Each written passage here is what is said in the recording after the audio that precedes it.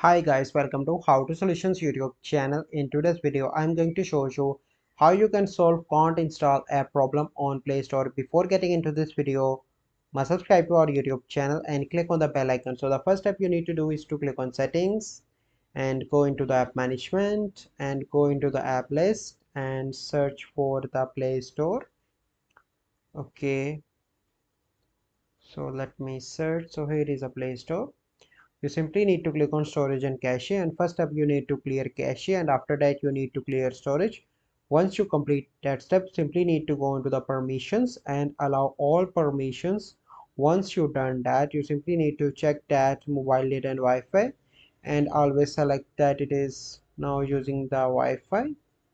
Okay, so once you complete all those settings, simply need to go back and open Play Store and try to download any application. So you can see that.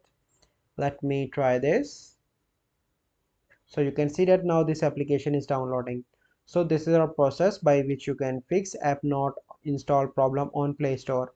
I hope you find this video helpful. If you find this video helpful, must like this video, subscribe to our YouTube channel for future videos. We'll see you in the next video. Thank you. Have a good day.